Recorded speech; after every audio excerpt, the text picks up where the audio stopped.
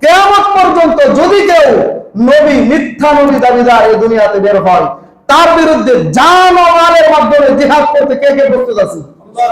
আল্লাহু আকবার। আপনার এজন্য মুসাইলামাতুল কাযযাবকে হত্যা করা হয়েছে। এখন মিথ্যা নবী দাবিদার ইংরেজদের আমলে কাদিয়ানি মির্জা গোলাম আহমদ কাদিয়ানি এর সম্প্রদায় যারা, এদেরকে কাদিয়ানি বলা হয়। কাদিয়ানি কাদেরকে বলা হয় বুঝছেন? এখন যদি কাদিয়ানিদের বিরুদ্ধে খতমে নবুয়তের ব্যাপারে কোন হুজুর আলোচনা করে, তাহলে মনে করে যে হুজুর রাজনীতি বয়ান করলো নাকি। এটা আপনার আমার, এটা দলমত নির্বিশেষ সমস্ত দলের মুসলমানরা, ইসলাম মুসলমান বাংলাদেশের স্বাধীনতা সার্বভৌমত্ব এগুলোর ব্যাপারে সমস্ত দলের নেতা কর্মী, সমস্ত হুজুর নেতা সবাই ঐক্যমত থাকা দরকার। ঈমান ও ইসলাম, ইসলাম মুসলমান বাংলার স্বাধীনতা সার্বভৌমত্ব এই ব্যাপারে এক থাকবো, আমরা এই ব্যাপারে ফাটল সৃষ্টি করবো না। এই কাদিয়ানীদেরকে অমুসলিম ঘোষণা করতে হবে। কয় নবীর উপরে নবী নাই, সংসদে আইন চাই। সংসদে আইন হলেই কি নবীর উপরে নবী নাই? সংসদে আইন হলে কি নবীর পরে নবী নাই? সংসদে আইন হলেই কি সব শেষ? সংসদে আইন হলেও নবীর পরে নবী নাই, সংসদে আইন না হলেও নবীর পরে নবী নাই। তবে সংসদে আমরা এভাবে বলতে পারি নবীর উপরে নবী নাই, সংসদেও আইন চাই। নবীর পরে নবী নাই এটা সর্বস্বীকৃত কথা, তবে সংসদেও চাই। কেন চাই সংসদে? কারণ একটা ভোটার আইডি, যে আমরা বিপরীত ধর্ম যারা আছে শ্রী শ্রী শ্রী অমুক লেখা থাকে কিনা ভোটার আইডিতে, তাহলে তারে কি হজ করার পারমিশন দেওয়া হবে? তারে কি আমার মসজিদে আইসা ইবাদত করার পারমিশন দেওয়া হবে? ওর অবৈধ হিন্দু আর আমরা, আমাদের নারী পুরুষ বিবাহ শাদী হয় তাদের সাথে হয় না। কেন? তাদের আইডি কার্ডে তারা সিল মারা কাফের। এখন আমাদের কথা হলো কাদিয়ানী সম্প্রদায়, এরা আপনার আমার গুপ্ত ঈমানকে গুপ্তভাবে চুরি করে নিতে চায়। এরাও মাথায় টুপি দেয়, এরাও মসজিদে আইসা আহমদিয়া মুসলমান দাবি করে আপনাদের ঈমান চুরি করে নিতে চায়। কিন্তু রাষ্ট্রীয়ভাবে যদি কাদিয়ানীদেরকে কাফের ঘোষণা করা হয়, তাদের জন্ম নিবন্ধনে, তাদের স্মার্ট কার্ডে, তাদের ভোটার আইডি কার্ডে, তাদের পাসপোর্টে লেখা থাকবে তারা কাফের, তারা আর হেরাম শরীফে ঢুকতে পারবে না, তারা মসজিদে যাইতে পারবে না, তারা ঈমান চুরি করতে পারবে না। এজন্য ওলামায়ে কেরাম এই দাবি করে আসছে, এখনো করছে, ভবিষ্যতেও করবে। নবীর উপরে নবী নাই, সংসদেও আইন চাই। اليوم أكملت لكم دينكم وأتممت عليكم نعمتي ورضيت لكم الإسلام دينا. وقال رسول الله صلى الله عليه وسلم وأنه سيكون في أمتي 30 كذابون كلهم يزعم أنه نبي وأنا خاتم النبيين لا نبي بعدي أو كما قال عليه الصلاة والسلام. سبحانك لا علم لنا إلا ما علمتنا إنك أنت العليم الحكيم. برشد اللهم صل على محمد وعلى آل محمد كما صليت على إبراهيم وعلى آل إبراهيم إنك حميد مجيد. اللهم بارك على محمد وعلى آل محمد كما باركت على إبراهيم وعلى آل إبراهيم إنك حميد مجيد. الحمد لله. আল্লাহ তাআলা দরবারে শুকর যে মহান মালিক আমাদেরকে আজকে জুমার সালাত আদায় করার জন্য মসজিদে আসবার বসবার তৌফিক দিয়েছেন, সেজন্য শুকরিয়া আদায় করি সকলে বলি আলহামদুলিল্লাহ। সম্মানিত হাজিরিন, আজকে সারা বাংলাদেশে প্রতিটা মসজিদের মেম্বার থেকে যে বিষয়ে খুতবা হবে, আমিও তার ধারাবাহিকতায় উলামায়ে কেরামের নির্দেশে আপনাদের সম্মুখে সেই বিষয়েই আলোচনা করব ইনশাআল্লাহ। আগামীকাল 15 নভেম্বর শনিবার ঢাকা সোহরাওয়ার্দী উদ্যানে খতমে নবুয়ত আন্দোলনের ডাক দিয়েছে উলামায়ে কেরাম। সারা বিশ্ব থেকে বড় বড় উলামায়ে কেরামগণ সেখানে আসবেন। আমরা দীর্ঘদিন ধরে শুনে আসতেছি খতমে নবুয়ত, কাদিয়ানি, এই শব্দগুলো আমরা শুনি না। খতমে নবুয়ত কি অনেকে বুঝে না। কাদিয়ানিরা কাফের, অনেকে সমালোচনা করে, হুজুররা খালি কয় খালি একদল আরেক দলটা কাফের কো, খালি একদল আরেক দলটা কাফের কো, কয় কেনা? এগুলো আমরা বুঝি না, এই কারণে বলি। আসলে যে কাফের তাকে কাফের বলতে হবে, না বললে গুনাহ হবে। এই বিষয়গুলো পরিষ্কার করা দরকার মানুষের সামনে। মানুষ মনে করে এই যে খতমে নবুয়ত, কাদিয়ানি, এদের বিরুদ্ধে বয়ান করলে অনেকে মনে করে যে হুজুর মনে রাজনীতি বয়ান করতেছে। আচ্ছা, ঘুষের বিরুদ্ধে বয়ান করলে যদি কেউ মনে করে যে হুজুর রাজনীতি বয়ান করতেছে, তাহলে বোকা না? সুদের বিরুদ্ধে, মিথ্যার বিরুদ্ধে, গীবতের বিরুদ্ধে, এই কাদিয়ানিদের ব্যাপারে, ইসকনের ব্যাপারে এগুলা বলতে হবে, নাহলে পাবলিকে বুঝতেও না ইমান চুরি হয়ে যাবে কোন দিক দিয়ে। এগুলো কোনো রাজনৈতিক আলোচনা না, এগুলো আমাদের বুঝতে হবে।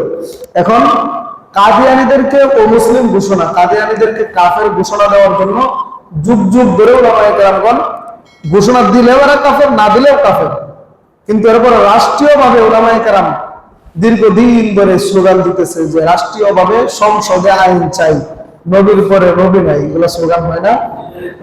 কাদিয়ানীরা কাফের কাফের, এই স্লোগান আমরা শুনি, কিন্তু কাদিয়ানী কি, তাদের ধারণা কি, এটা আমরা বুঝি না। অনেকে খতমে নবুয়ত আন্দোলন আগামীকাল বাংলাদেশের মধ্যে মাত্র 3 জন আলেমের নাম আছে এই পোস্টারটার মধ্যে, আর সব হলো বহির্বিশ্বের, Saudi, Pakistan, Lebanon, Jordan, Bharat, Pakistan, এই ধরনের বড় বড়, এই ধরনের রাষ্ট্র থেকে বড় বড় উলামায়ে কেরাম, বড় বড় আলেমরা আসবে আগামীকালকে আন্তর্জাতিক খতমে নবুয়ত সম্মেলন। সেজন্য আমাদের আকাবির আসলাফ, বড় বড় উলামায়ে কেরাম যিনারা, ওনারা নির্দেশ দিচ্ছেন আজকে বাংলাদেশের প্রতিটা মসজিদ থেকে কাদিয়ানীদের বিপক্ষে খতমে নবুয়ত সংক্রান্ত আলোচনার জন্য। আমিও সেই বিষয়ে আলোচনা করব ইনশাআল্লাহ। আমরা যে ঈমান রাখি, ঈমান কি কম দামি জিনিস না বেশি দামি জিনিস? ঈমান একটা নিশ্চিত একটা দামি জিনিস। কারণ ঈমান কিরকম দামি, যার মধ্যে সামান্যতম ঈমান থাকবে সেও মৃত্যুবরণ করলে যারা পরিমাণ ঈমান যদি কারোর মধ্যে থাকে, হাদিসে কি আসছে, তাকে এই দুনিয়ার 10 দুনিয়ার সমান একটা জান্নাত দেওয়া হবে। তাহলে ঈমানের দাম আছে না? আর যদি কেউ ঈমান হারা হয়ে বেঈমান হয়ে মরে, মরার সাথে সাথেই সে জাহান্নামে যাবে। তাহলে ঈমানের অনেক দাম। আপনি দুনিয়াতে অনেক কিছু পাওয়ার পরেও যদি ঈমান না পান, হাসরের ময়দানে শূন্য হাতে উঠতে হবে। দুনিয়াতে অনেক কিছু পাইলেন কিন্তু ঈমান নাই। আচ্ছা, ফ্যানের দরকার আছে, তো ফ্যানের ঠান্ডা লাগবে, তাহলে ফ্যানটি বন্ধ করে দিই।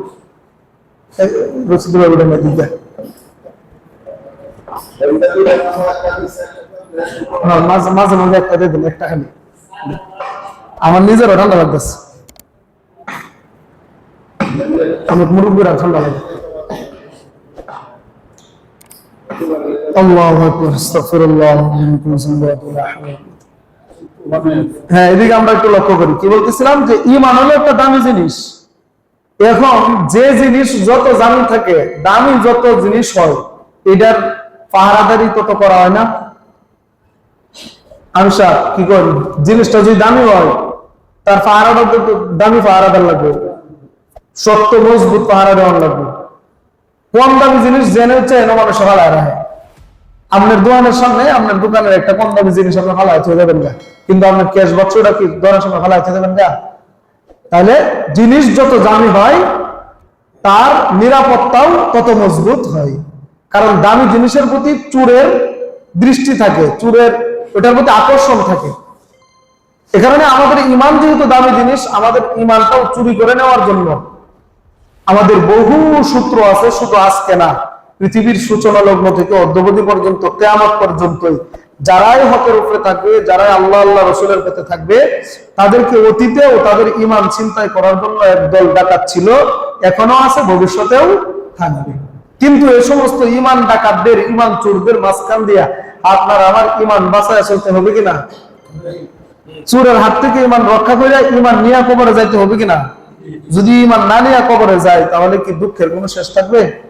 এজন্য ঈমানকে মজবুত করতে হবে। আমাদের যে ঈমানের কয়েকটা শাখা আছে, ঈমানের বিভিন্ন বিষয় আছে। আমরা দাওয়াত তাবলীগের অনেক সময় গাস্তের মধ্যে বলি যে আমরা মুতাকাল্লিম ভাই দাওয়াত দিব 3 কথার উপর, তাওহীদ, রিসালাত, আখিরাত। ঈমানের 3টা ভাগ, তাওহীদ একত্ববাদ, আল্লাহ এক, এগুলা বিশ্বাস, এটা অন্য চ্যাপ্টার, এটা আলোচনা করতে গেলে সময় লাগবে। রিসালাত, পৃথিবীর সূচনা লগ্ন থেকে আমাদের নবী পর্যন্ত যত নবী রাসূলুল্লাহ দুনিয়াতে পাঠাইছেন সকলকে বিশ্বাস করা এবং একথা বিশ্বাস করা আমাদের নবী সর্বশেষ নবী, একথা বিশ্বাস করা, এটাকে বলে রিসালাত। আখিরাত, পরকাল, মৃত্যুর পরে কবরের জিন্দেগি, হাসর নাসর, জান্নাত জাহান্নাম, এগুলাকে বিশ্বাস করা, এগুলো হলো আখিরাত। এগুলো ঈমান। যদি কেউ এগুলোর প্রতি বিশ্বাস না করে তার ঈমান থাকবে না।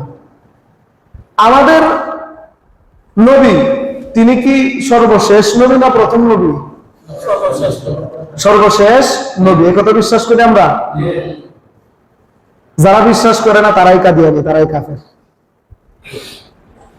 যদি কেউ আমাদের নবীকে শেষ নবী না মানে, এতটুকুন বুঝেন কমপক্ষে, খতমে নবুয়ত কি? খতমে নবুয়ত মানে হলো নবীদের পরিসমাপ্তি, আর খাতামুন নাবিয়্যিন মানে নবীদের পরিসমাপ্তি।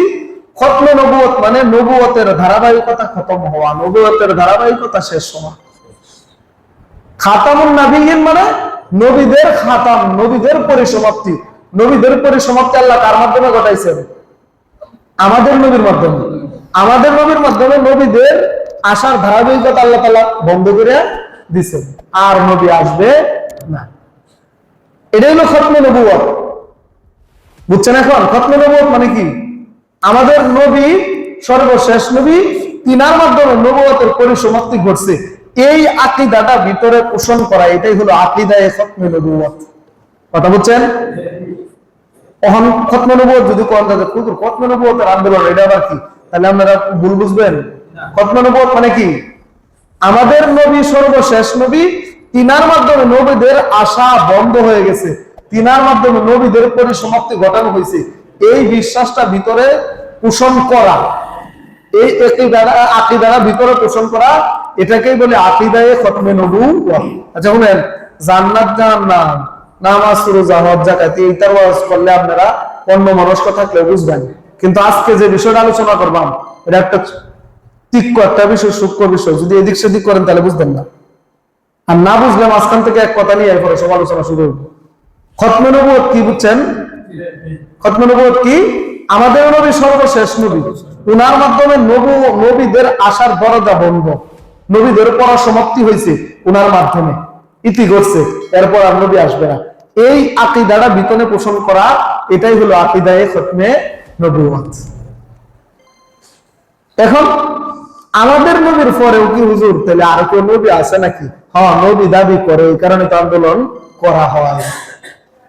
আমাদের নবী আল্লাহ তাআলা এবং আল্লাহর রাসূল, হাদিসের মধ্যে কোরআনে প্রায় 100-র উপরে আয়াত আছে, যে আয়াতগুলোর মধ্যে প্রত্যক্ষভাবে না হয় পরোক্ষভাবে, সুস্পষ্টভাবে না হয় অস্পষ্টভাবে আমাদের নবীর নবুয়ত প্রমাণ করা হয়েছে এবং আমাদের নবী যে সর্বশেষ নবী এই কথা প্রমাণ করা হয়েছে কোরআনের প্রায় 100 আয়াতের উপরে।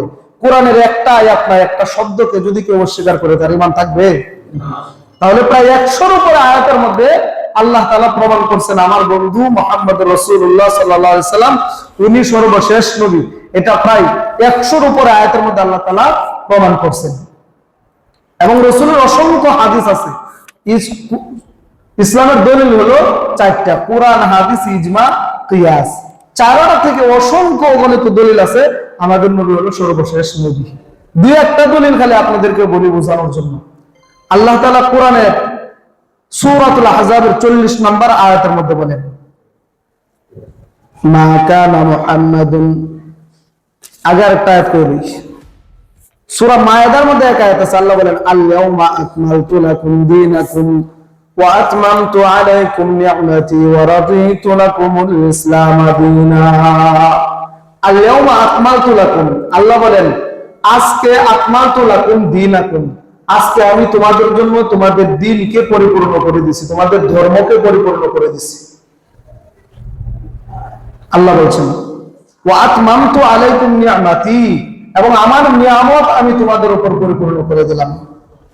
ওয়া রাদিতু লাকুমুল ইসলাম দীনা, এবং আমি তোমাদেরকে ইসলাম নামক দ্বীন দিয়া সন্তুষ্ট হয়ে গেলাম। ইসলাম আমাদের দ্বীন, ইসলাম আমাদের ধর্ম। আল্লাহ বলেন এই ইসলাম নামক ধর্ম আমি তোমাদেরকে দিয়া আমি আল্লাহ রাজি। সন্তুষ্ট। অন্য কোন ধর্মের প্রতি আমি আল্লাহ সন্তুষ্ট না। তাহলে এটা কয়টা কথা কইছে?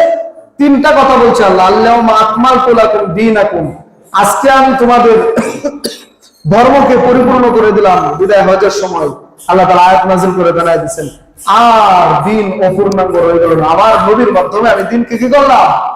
পরিপূর্ণ করলাম। ওয়া আতমামতু আলাইকুম নি'মাতি, এবং আমার নিয়ামত তোমাদের উপর আমি পরিপূর্ণ করলাম। ওয়া রাদিতু লাকুমুল ইসলাম দীনা, ইসলাম ব্যতীত অন্য কোন ধর্মের প্রতি আমি আল্লাহ সন্তুষ্ট না। তবে তোমাদেরকে যে ধর্ম দিলাম ইসলাম দীনা, ইসলামকে দিন হিসাবে আমি তোমাদেরকে দেওয়াতে আমি আল্লাহ তোমাদের প্রতি সন্তুষ্ট হয়ে গেলাম। আরে আয়াতের মধ্যে বলছে আল্লাহ দিনকে পরিপূর্ণ করে দিয়েছে। তাহলে দিন আরো বাকি রয়েছে, ধর্মকে পরিপূর্ণ করে দিয়েছে। ধর্ম হয়েছে আর দিন পরিপূর্ণ করলাম, নিয়ামতকে পরিপূর্ণ করলাম, আর ইসলামকে তোমাদের জন্য দিন দিয়া আমি আল্লাহ সন্তুষ্ট হইলাম। তার মানে বোঝা গেল দিন পরিপূর্ণ হয়ে গেছে, ধর্ম পরিপূর্ণ। এই ধর্ম কিয়ামত পর্যন্ত চলবে, এরপরে আর অন্য কোন ধর্ম আসবে না। আমাদের দিনটা, আমাদের ধর্মটা, ইসলাম ধর্মটা কমপ্লিট একটা ধর্ম। আল্লাহ বলছেন আমি পরিপূর্ণ করে দিলাম। তাহলে বোঝা গেল ইসলাম ধর্ম কি ধর্ম? কমপ্লিট ধর্ম। এটা অপূর্ণাঙ্গ অসম্পূর্ণ ধর্ম না। এটার মধ্যে এমন কোন বিষয় নাই যেটা নাই।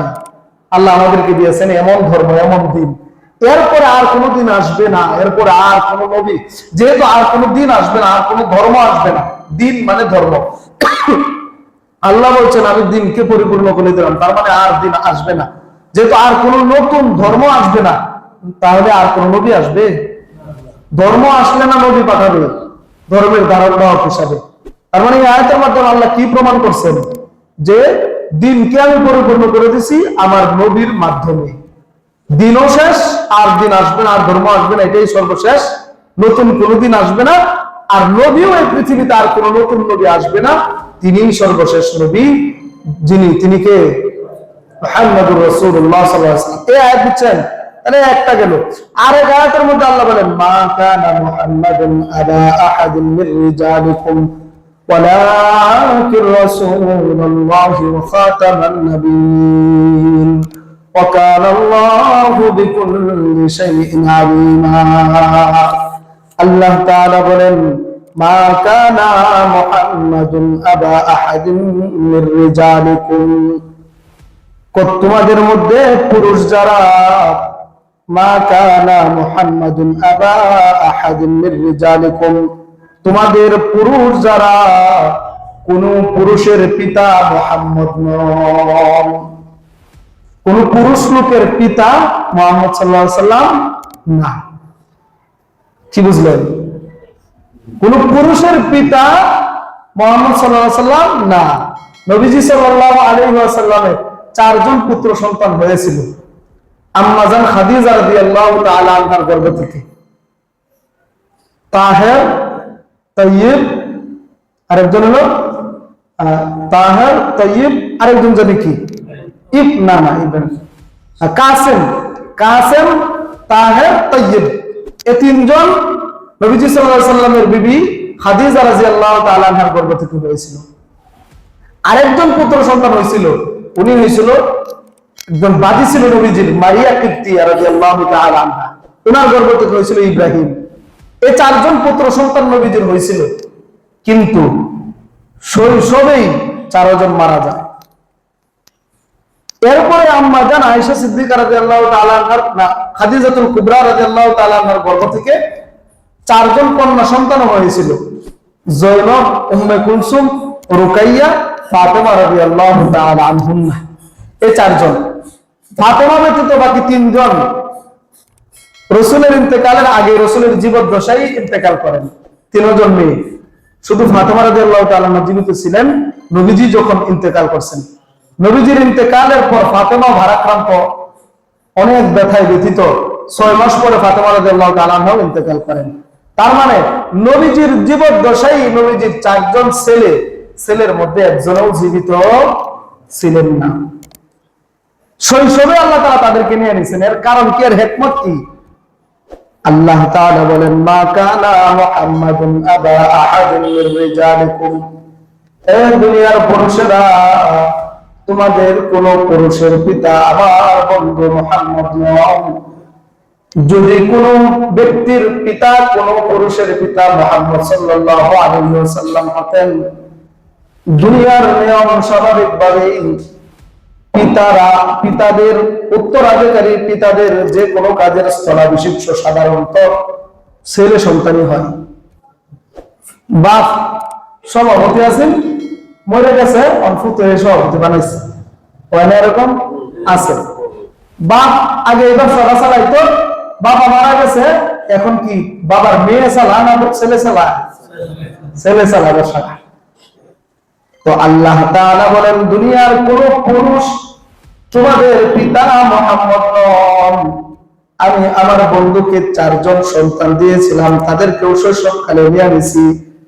তার কারণ আমার নবী হলো সর্বশেষ নবী, তিনি হলো খাতামুন নবিয়্যিন। নবীজির পরে যদি নবীজির কোন সন্তান, ছেলে সন্তান জীবিত থাকতো, হয়তো বা পরবর্তীতে কোন জাতি, কোন দল, কোন ব্যক্তি এটা ধারণা করতো নবী যেহেতু মারা গেছে, নবীর পরে নবীর ছেলের এই নবুয়তের কাতারে বয়া দেই। এই অপশনটা যাতে না থাকে, এজন্য আল্লাহ তাআলা আগে উড়ে আনছে, কাউকে জীবিত রাখেন নাই, যেন পরবর্তীতে কেউ একথা বলতে না পারে যে নবীর স্থলাভিষিক্ত নবীর ছেলেকে বানানো হোক, বা কেউ পরবর্তীতে এখন এসে ধারণাও করে নিবে নবীর ছেলেকে নবী মানবে। তার মানে আল্লাহ তাআলা এই আয়াতের মধ্যে খাতামুন নবিয়্যিন প্রমাণ করছেন কাকে? আপনার আমার নবী মুহাম্মদুর রাসূলুল্লাহ সাল্লাল্লাহু আলাইহি ওয়াসাল্লাম। এখানে মা কানা মুহাম্মাদুন আবা আহাদিন মির রিজালিকুম, এখানে আল্লাহ তাআলা নবুয়ত সর্বশেষ নবী আমাদের নবী এটা প্রমাণ করছেন। পরে আবার আল্লাহ তাআলা দলিল দিবেন, কারণ বলছেন কেন নবীজি শেষ নবী। ওয়ালাকির রাসূলুল্লাহি ওয়া খাতামান নবিয়্যিন, আমার হাবিবের কোন পুত্র সন্তান, দুনিয়াতে কোন ছেলে সন্তানকে হাবিবের ছেলে বানান নাই, কোন পুরুষের পিতা মুহাম্মদুর রাসূলুল্লাহকে বানান না। তার কারণ হলো মুহাম্মদুর রাসূলুল্লাহ, তিনি হলো আল্লাহর রাসূল ওয়া খাতামান নবিয়্যিন, এবং দুনিয়ার সমস্ত নবীদের সর্বশেষ নবী। খাতামুন নবিয়্যিন, নবীদের পরিসমাপ্তি। তাহলে কোরআন প্রমাণ করলো আপনার আমার নবী সর্বশেষ নবী। আরো আয়াত আছে, সময় কম, বলতে গেলে অনেক সময় প্রয়োজন। আমি বলছি তো প্রায় 100-র উপরে, প্রত্যক্ষভাবে বা পরোক্ষভাবে 100-র উপরে কোরআনের আয়াত আছে, যে আয়াতগুলোর মধ্যে আল্লাহ তাআলা প্রমাণ করছেন তিনার নবী সর্বশেষ নবী। নবীজির হাদিস থেকেও প্রমাণ আছে। নবীজি সাল্লাল্লাহু আলাইহি ওয়াসাল্লাম এক হাদিসের মধ্যে উপমা দিয়েছেন, একটা বিল্ডিং এর সমস্ত কাজ সম্পূর্ণ হলে একটা ইট অবশিষ্ট থাকলে যা হয়, তার সাথে নবীজি নিজেকে উপমা দিয়েছেন। হাদিসের মধ্যে আসছে, নবীজি বলেন, আমার মধ্যে এবং আমার পূর্ববর্তী নবীগণের মধ্যে পার্থক্য হলো যে কোন এক ব্যক্তি সুন্দর একটা ঘর নির্মাণ করলো, ঘরের আসবাবপত্র আনলো, ঘর সম্পূর্ণ করলো, সম্পূর্ণ করার পর ঘর সম্পূর্ণ, মুরব্বীরা বন্ধ করছে সবগুলো।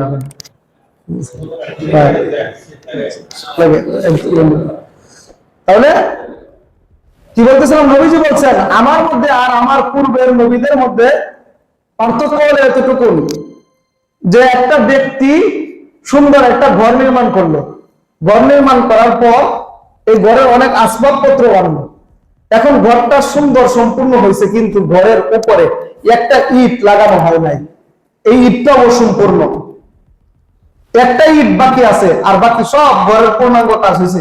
এখন লোকজন আইসা বলবে কিনা যে ঘরের ইটটা কি হলো, এটা বাদ দিয়ে অত সুন্দর করা হলো, মানুষ প্রশ্ন তুলতো না যে এই একটা ইট লাগাইলা না কেন লাগে? আল্লাহ নবীজি বলেন, আমি হলাম সেই এক ইট। আল্লাহ তাআলা এই জাহানকে, নবুয়তের প্রাসাদকে আল্লাহ তাআলা সমস্ত নবীদের মাধ্যমে নির্মাণ করেছেন, কিন্তু একটা ইট ফাঁকা রয়ে গিয়েছিল, আমার মাধ্যমে আল্লাহ তাআলা সেই নবুয়ত নামক প্রাসাদের নির্মাণ কাজ আল্লাহ তাআলা আমার মাধ্যমে শেষ করছে। সুবহানাল্লাহ। ওয়া আনা খাতামুন নবিয়্যিন।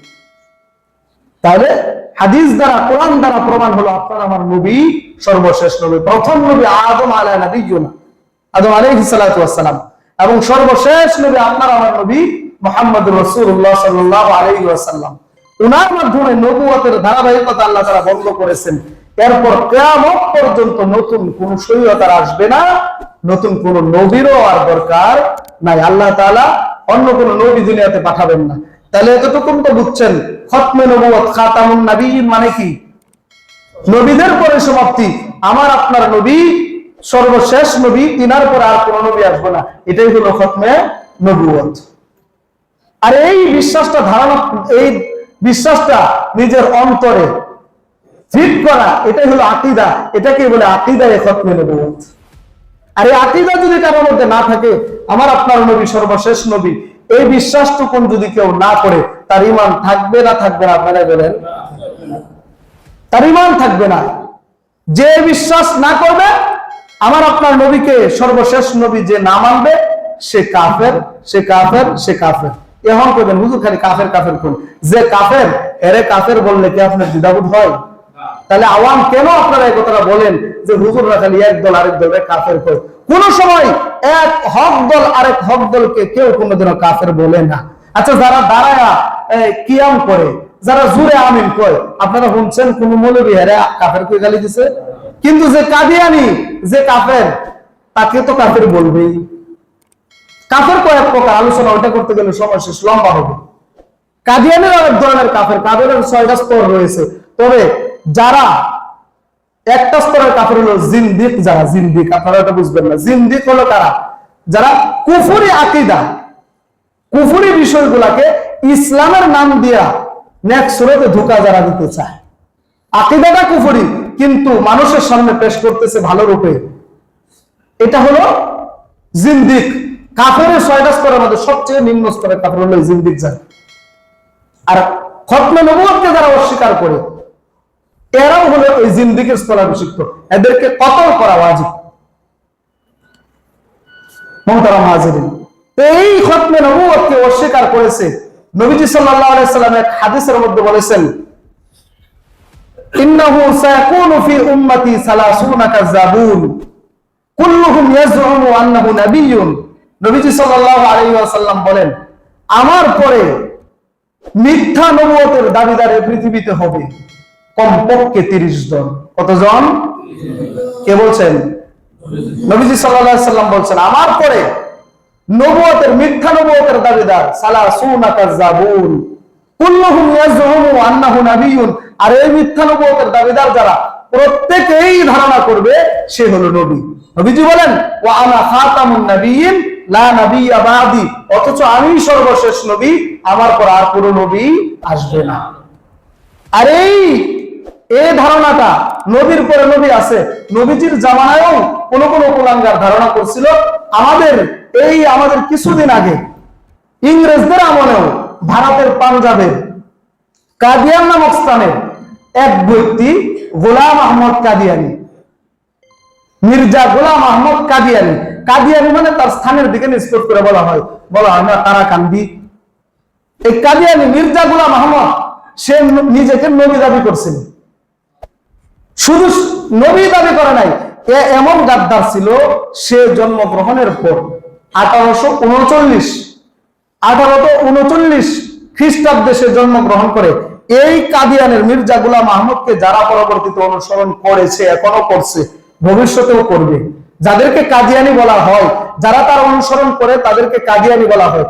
এরা কেমন ধারণা পোষণ করে? ইহুদি নাসারাদের চেয়ে খারাপ ধারণা। দেখেন, এরা বলে 1839 খ্রিস্টাব্দে কুরআন বিলুপ্ত হয়ে গেছে। নাউজুবিল্লাহ।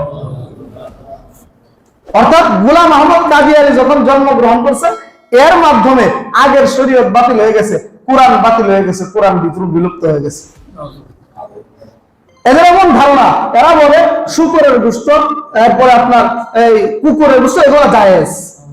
তারপরে ইহুদি নাসারা, এরাও একটা ইহুদি নাসারা, বর্তমানের ইহুদি নাসারা যারা, তারাও আল্লাহ তাআলার হেদায়েত প্রাপ্ত দল। এ ধরনের কুফরি বিশ্বাস তারা ধারণা করে। এই মির্জা গোলাম আহমদ কাদিয়ানি, সে একবার নিজেকে জামানার মুজাদ্দিদ দাবি করছে, একবার বলে সে ইমাম মাহাদি, আরেকবার বলে মাসিহে মাউউদ, আল্লাহর পক্ষ থেকে ওয়াদা রয়েছে ঈসা আলাইহিস সালামকে আবার দুনিয়াতে আল্লাহ পাঠাবেন না? তো এই মির্জা গোলাম আহমদ সে আবার নিজেকে বলছে আমি ঈসা মসিহ। সর্বশেষে সে নিজেকে শেষ নবীও দাবি করছে, নাউযুবিল্লাহি মিন যালিক। এই তার অনুসরণ যারা করে সে তাকে বলা হয় মির্জা গোলাম আহমদ কাদিয়ানী।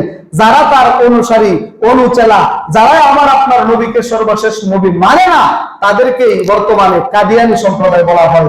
আর কাদিয়ানী সম্প্রদায় এরা ইমান গুপ্তচুর, এরা অনেক সময় লেভেল উপরে লেভেল ভালো লাগায়, ভালো লেভেল লাগায়া আপনারা আবার ইমান চুরি করে এক লোকে প্রস্তাব করছে বোতলের মধ্যে কইরা উপর দিয়া সে পলেট দিছে শরবত লেখা। বলেন তো এটার ভিতরে কি শরবত?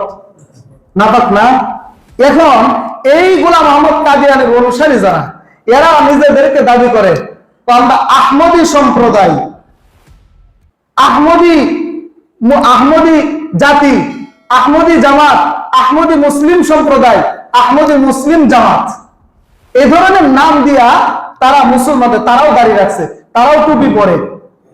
দাড়ি রাখলেই যদি মুসলমান হওয়া যেত তাহলে সবচেয়ে বড় মুসলমান হতো রবীন্দ্রনাথ ঠাকুর। তার দাড়ি আছিল না? দাড়ি রাখলেই মুসলমান হওয়া যাবে না, উপরের পেলাপ দেখলেই তাকে মুসলমান ভাবা যাবে না। যার মধ্যে আকীদায়ে খতমে নবুয়ত নাই, আমার আপনার নবী সর্বশেষ নবী, এই ইয়াকিন যে করবে না তাকে কাফের বলতে হবে, যারা বলবে না তারাও কাফের।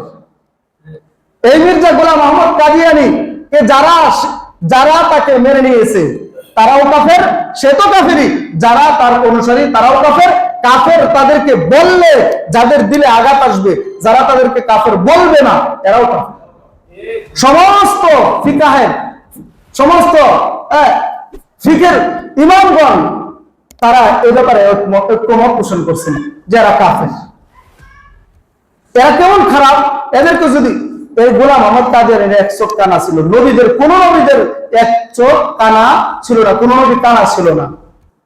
মির্জা গোলাম, আপনারা যদি কোরআন কাদিয়ানী পান, কাদিয়ানী পাইলে কাদিয়ানীদেরকে জিজ্ঞাসা করবেন যে তোমাদের নবীর নাম কি, তারা বলবে মির্জা গোলাম আহমদ কাদিয়ানী।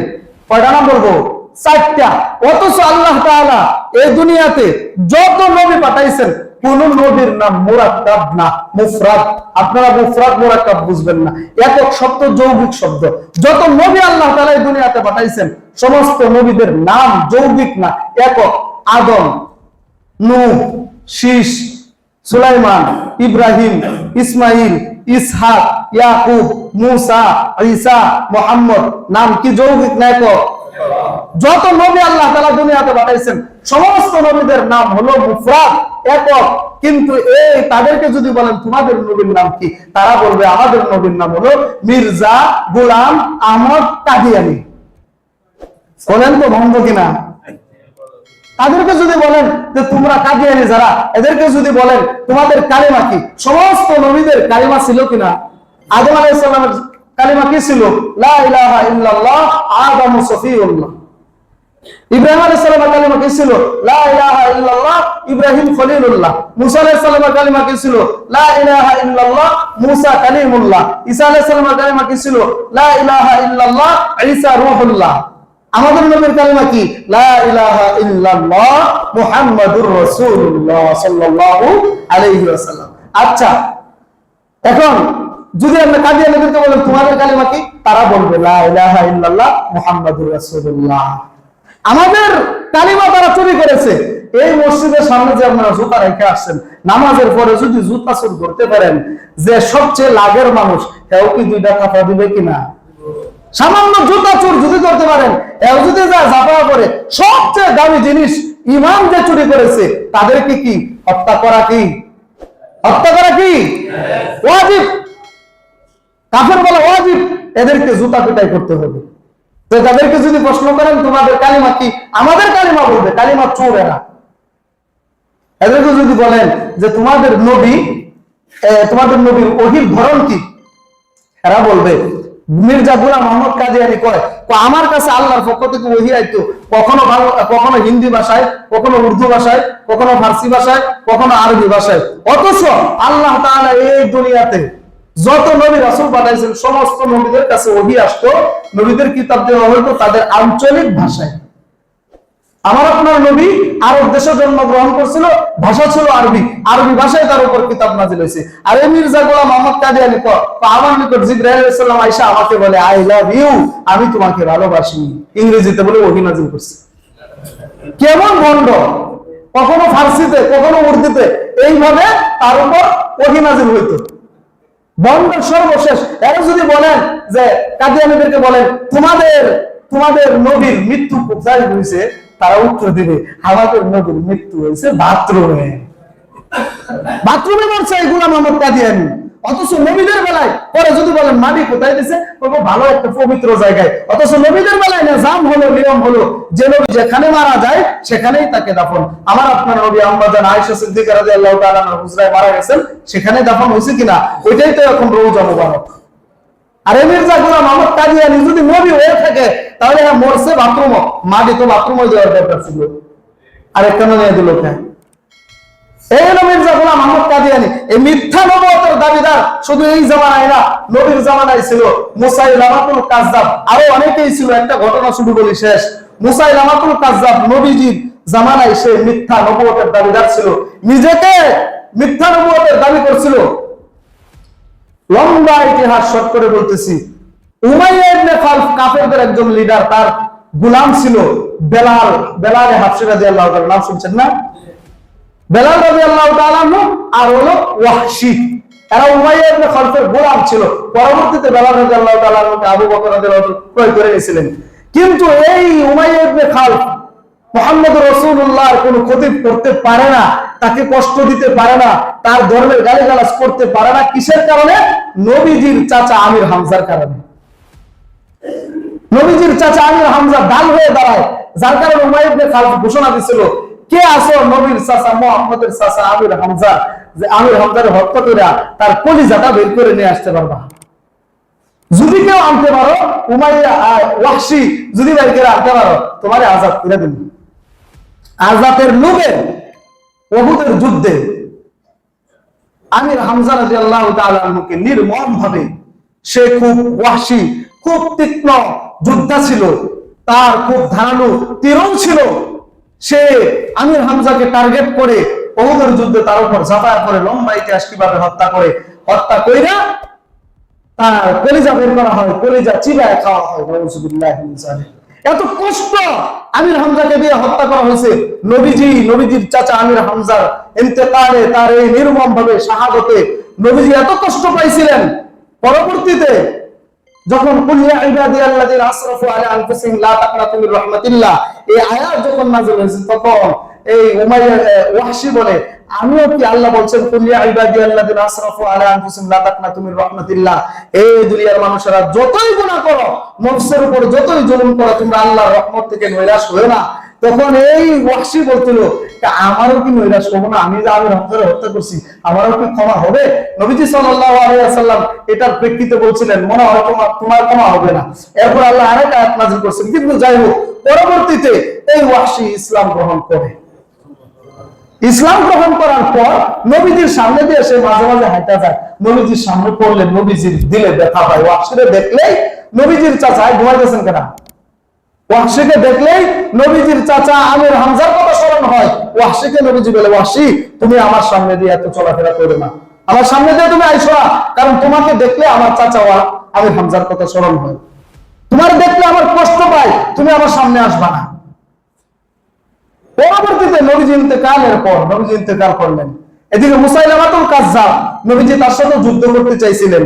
মুসাইলামাতুল কাযযাব যে নিজেকে মিথ্যা নবী দাবি করেছিল, নবীজি তার সাথে যুদ্ধের সমস্ত সরু সামান তৈরি করছিলেন। কিন্তু এর আগে নবীজি দুনিয়া থেকে বিদায় নেন। নবীজির উপরে আবু বকর সিদ্দিক রাদিয়াল্লাহু তাআলা আনহুর আমলে, আবু বকর সিদ্দিক রাদিয়াল্লাহু তাআলা আনহু ওই ওয়াহশীর ইয়ার বাড়ি ছিল মুসাইলামাতুল কাযযাব ইয়ামানে। সেখানে আবু বকর সিদ্দিক রাদিয়াল্লাহু তাআলা আনহুর নেতৃত্বে তিনি একদল বাহিনী পাঠাইলেন যুদ্ধের জন্য। ইয়ামামার যুদ্ধ যেটাকে বলা হয়, এই যুদ্ধের মধ্যে ওয়াহশী সে নবীজিকে মিথ্যা নবী দাবি দিয়া মুসাইলামাতুল কাযযাব নবীজিকে কষ্ট দিছিল, নবীজি বলছেন আনা খাতামুন নাবিয়্যিন লা নাবিয়্যা বা'দি, আমার পরে কোন নবী আসবে না, আমি সর্বশেষ নবী। আমার পরে যারা নবী দাবি করবে এরা হলো মিথ্যুক, এরা হলো কাযযাব, এরা কাফের, এরা বেঈমান। তো এই মুসাইলামাতুল কাযযাব মিথ্যা নবী দাবি করছিল। এখন ওয়াহশী চিন্তা করে দেখলেন, আমি আমার নবীজিকে, নবীজির চাচা আমির হামজাকে হত্যা করে যে কষ্টটুকু দিয়েছিলাম, আজকের এই ইয়ামামার যুদ্ধে আমি মুসাইলামাতুল কাযযাবকে হত্যা করে নবীজির মনে আমি প্রশান্তি দিব। যুদ্ধের অনেক ঘটনা হয়েছে, আবু দুজানাও ছিল। এরপরে ওয়াহশী যে তীরের মাধ্যমে, যে বল্লমের মাধ্যমে, যে বর্ষার মাধ্যমে নবীজির চাচা আমির হামজাকে হত্যা করছিল, ওই বর্ষার মাধ্যমেই এই ইয়ামামার যুদ্ধে মুসাইলামাতুল কাযযাব মিথ্যা নবীর দাবিদার একে নির্মমভাবে হত্যা করে। এরপরে লম্বা ঘটনা শর্ত করে বলতেছে, একদিন নবীজি ওয়াহশীকে স্বপ্ন দেখায়, ওয়াহশী, আমার চাচা আমির হামজাকে হত্যা করার মাধ্যমে তুমি আমার দিলে যে কষ্ট দিয়েছিলে, আমার পর মিথ্যা নবজাবদার মুসাইলামাতুল কাযযাবকে হত্যা করে আমার দিলের সেই ব্যথাকে তুমি মোচন করে দিয়েছো। তোমার প্রতি আমি সন্তুষ্ট হয়ে গেলাম। তাহলে নবীর পরে মিথ্যা দাবি নবীর জামানায়ও ছিল, এখনো আছে। নবীর জামানায় নবীর সাহাবীরা প্রতিবাদ করেছে, প্রতিহত করেছে, মিথ্যা নবী দাবিদারকে হত্যা করে নবীজির দিলকে শান্তি করেছে। এখনো আমরা আশিকে রাসূল অনেকে দাবি করি, জিলাপি নিয়ে দৌড়াদৌড়ি করি, কত কিছু করি, মিলাদ কিয়াম নিয়ে মারামারি করি, অথচ আশিকে রাসূল যারা দাবি করে জশ্নে জুলুসে ঈদে মিলাদুন নবী নিয়ে কত কিছু লাফালাফি করে, এদের উচিত ছিল, এদের আশিকে রাসূল দাবিদার যারা, এদের উচিত ছিল মাঠে ময়দানে দাবি নিয়ে দাঁড়াও থাকবে, যে পর্যন্ত কাদিয়ানীদেরকে কাফের ঘোষণা না করা হবে, আমার নবীকে সর্বশেষ করে না মানে এদেরকে যে পর্যন্ত কাফের ঘোষণা না করা হবে, সে পর্যন্ত আমরা ঘরে ফিরবো না। আশিকে রাসূলদের করণীয়তা ছিল এটা না করে জিলাপি নিয়ে দৌড়াবো। এজন্য নবীজির দিল শান্তি করেছে মুসাইলামাতুল কাযযাব মিথ্যুক নবী দাবিদার, একে হত্যা করে। এখন আপনি আমি কি নবীজির দিল শান্তি করতে রাজি না? কে রাজি না? সবাই রাজি ইনশাআল্লাহ। কিয়ামত পর্যন্ত যদি কেউ নবী মিথ্যা নবী দাবিদার এই দুনিয়াতে বের হয়, তার বিরুদ্ধে জান ও মালের মাধ্যমে জিহাদ করতে কে প্রস্তুত আছে? আল্লাহু আকবার। আপনার এজন্য মুসাইলামাতুল কাযযাবকে হত্যা করা হয়েছে। এখন মিথ্যা নবী দাবিদার ইংরেজদের আমলে কাদিয়ানী, মির্জা গোলাম আহমদ কাদিয়ানী এর সম্প্রদায় যারা, এদেরকে কাদিয়ানী বলা হয়। কাদিয়ানী কাদেরকে বলা হয় বুঝছেন? এখন যদি কাদিয়ানীদের বিরুদ্ধে খতমে নবুয়তের ব্যাপারে কোন হুজুর আলোচনা করে, তাহলে মনে করে যে হুজুর রাজনীতি বয়ান করলো নাকি। এটা আপনার আমার, এটা দলমত নির্বিশেষ সমস্ত দলের মুসলমানরা, ইসলাম, মুসলমান, বাংলাদেশের স্বাধীনতা, সার্বভৌমত্ব, এগুলোর ব্যাপারে সমস্ত দলের নেতা কর্মী, সমস্ত হুজুর নেতা সবাই ঐক্যমত থাকা দরকার। ঈমান ও ইসলাম, ইসলাম মুসলমান, বাংলার স্বাধীনতা, সার্বভৌমত্ব, এই ব্যাপারে এক থাকবো। আমরা এই ব্যাপারে ফাটল সৃষ্টি করব না। এই কাদিয়ানীদেরকে অমুসলিম ঘোষণা করতে হবে। নবীর উপরে নবী নাই, সংসদে আইন চাই। সংসদে আইন হলেই কি নবীর উপরে নবী নাই? সংসদে আইন হলেই কি নবীর উপরে নবী নাই? সংসদে আইন হলেই কি সব শেষ? সংসদে আইন হলেও নবীর উপরে নবী নাই, সংসদে আইন না হলেও নবীর উপরে নবী নাই। তবে সংসদে আমরা এভাবে বলতে পারি, নবীর উপরে নবী নাই, সংসদেও আইন চাই।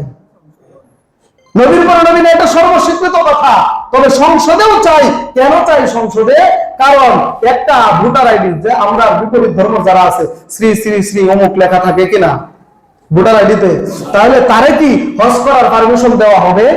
তারে কি আমার মসজিদে আইসা ইবাদত করার পারমিশন দেওয়া হবে? ওর অবৈধ হিন্দু আর আমরা, আমাদের নারী পুরুষ বিবাহ শাদী হয় তাদের সাথে? হয় না। কেন? তাদের আইডি কার্ডে তারা সিল মারা কাফের। এখন আমাদের কথা হলো কাদিয়ানী সম্প্রদায়, এরা আপনার আমার গুপ্ত ঈমানকে গুপ্তভাবে চুরি করে নিতে চায়। এরাও মাথায় টুপি দেয়, এরাও মসজিদে আইসা আহমদিয়া মুসলমান দাবি করে আপনাদের ঈমান চুরি করে নিতে চায়। কিন্তু রাষ্ট্রীয়ভাবে যদি কাদিয়ানীদেরকে কাফের ঘোষণা করা হয়, তাদের জন্ম নিবন্ধনে, তাদের স্মার্ট কার্ডে, তাদের ভোটার আইডি কার্ডে, তাদের পাসপোর্টে লেখা থাকবে তারা কাফের, তারা আর হেরাম শরীফে ঢুকতে পারবে না, তারা মসজিদে যাইতে পারবে না, তারা ঈমান চুরি করতে পারবে না। এজন্য ওলামায়ে কেরাম এই দাবি করে আসছে, এখনো করছে, ভবিষ্যতেও করবে। নবীর উপরে নবী নাই, সংসদেও আইন চাই।